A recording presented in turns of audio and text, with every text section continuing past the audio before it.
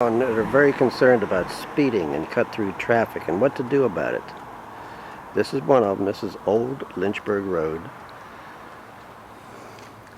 And they have an additional problem of the road deteriorating after being replaced 3 years ago.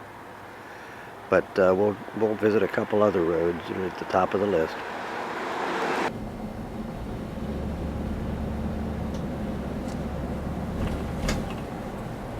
This is Meadowbrook Heights Road.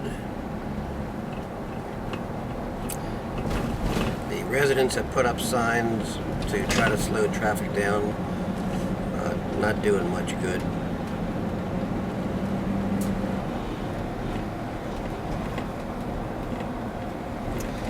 This is Lower Rugby Road, leading to the bypass.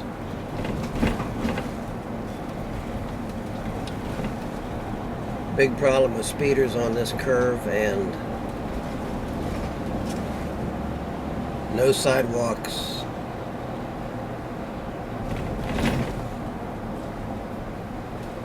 And vegetation encroaching from the right, as you can see. So I'm going about 20 miles an hour.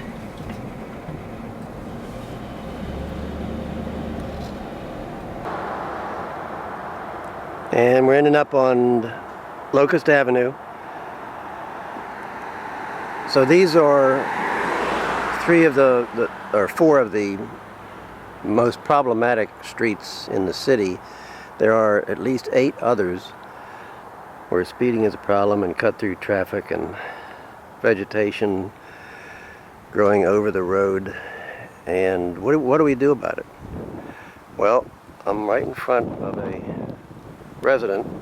house of a resident on Locust Avenue, and unless I miss my bet, I'm being filmed right now. So let's go in and see what he's got.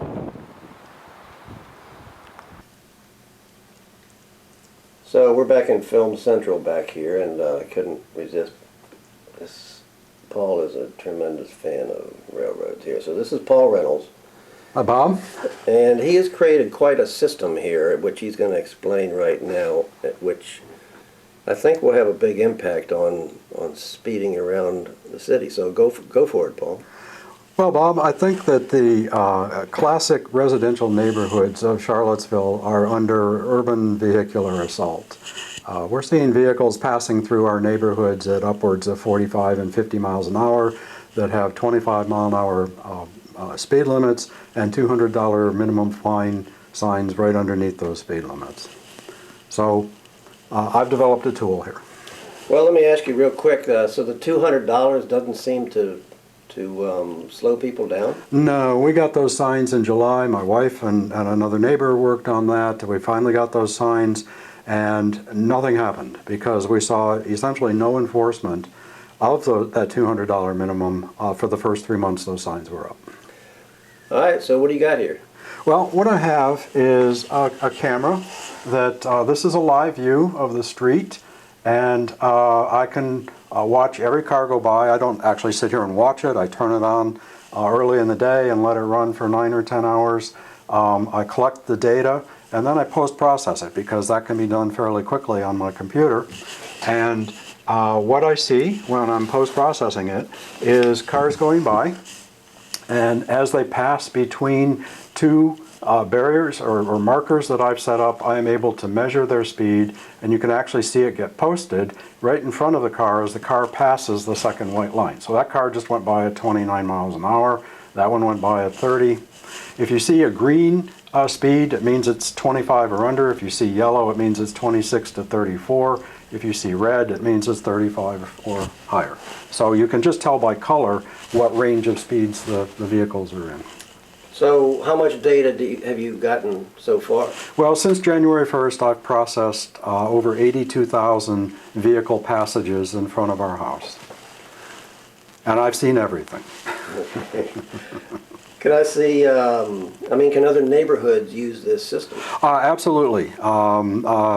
There are about a half a dozen neighborhoods that I'm in communication with right now where they are in the planning stages with respect to where to put the cameras.